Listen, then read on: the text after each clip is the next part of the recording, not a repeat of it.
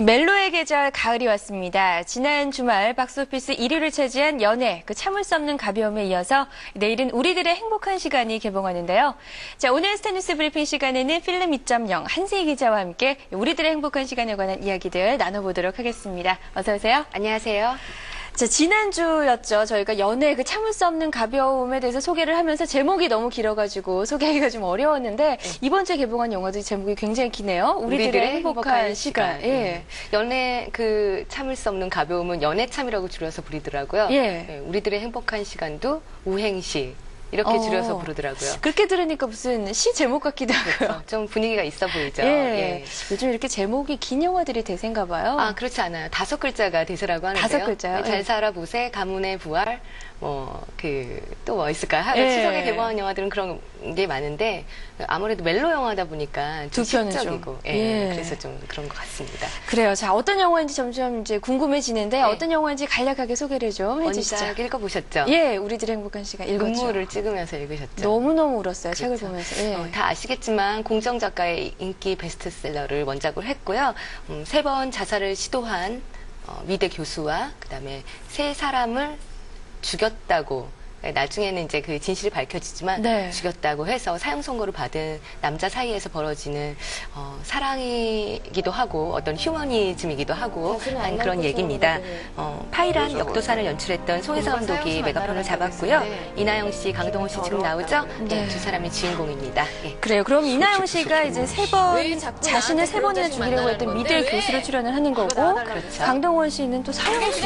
지금 장면들이 나가고 있는데. 다른 사람을, 여자를, 그것도 연약한 여자를 3명이나 죽인 사형수를 실현하는데요. 예. 의외로 이 캐스팅에 대해서 약간 미스캐스팅이다 이런 얘기들이 있었어요. 네. 그런데 어땠나요? 영화를 직접 보셨죠? 예, 미스캐스팅이라는 말이 캐스팅 소식 처음 전해졌을 때 있었던 건 사실인 것 같고요. 이나영 씨는 예전에 여러 편의 드라마와 그리고 영화에서 아일랜드, 내 멋대로 해라, 후알 같은 영화에서 네. 좀 반항적인 그런 이미지 많았었잖아요. 그래서 그런 면에서는 지금 3번 자신의 그 팔목을 긋거나 이런 식으로 자기를 죽인 그런 여자 주인공으로서 크게 이렇게 캐릭터상으로는 불일치한다 이런 느낌은 아닌데요. 네.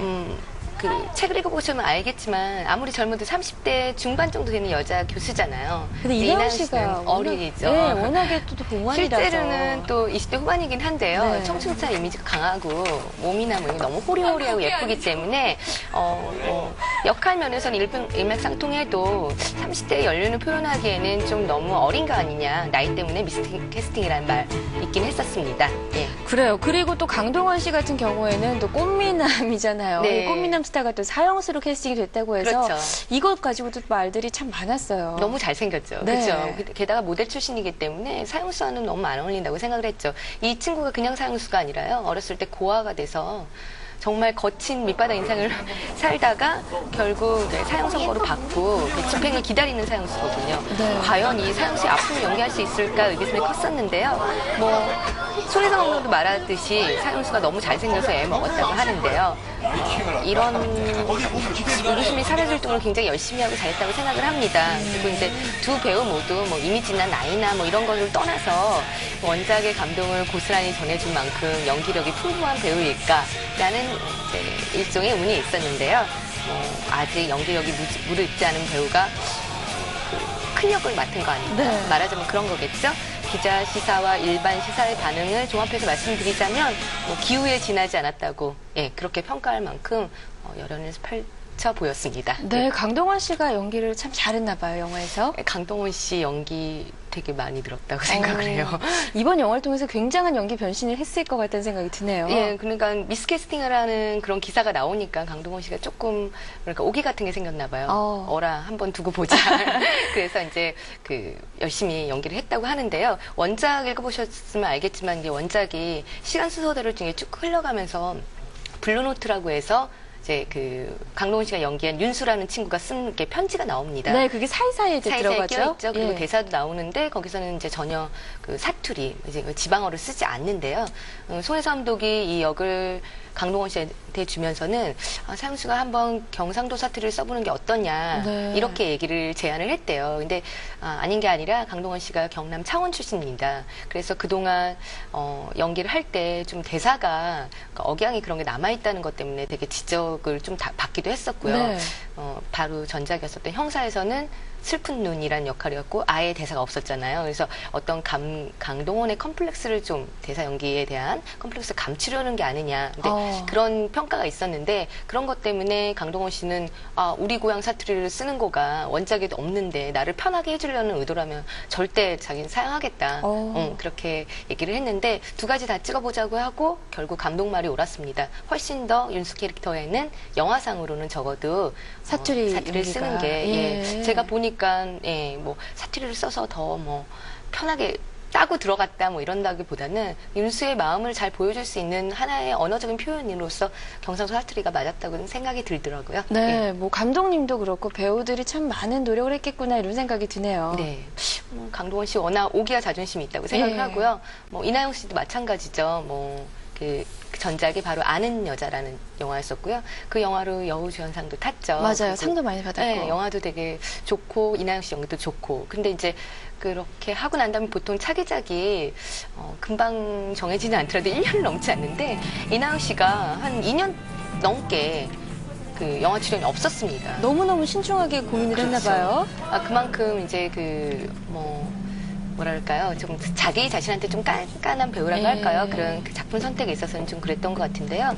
이번에 우영씨 촬영하면서 한 30번 정도 NG를 냈던 게 있다고 하더라고요. 뭐 연기를 못해서라기보다는 그 감독이 원했던 눈물이 그러니까 유정의 눈물이 뭐 흐르는 눈물이나 눈이 빨개지고 그런 게 아니라 그냥 뚝 하고 떨어지는 말똥 같은 눈물을 원했다고 하는데 어렵죠.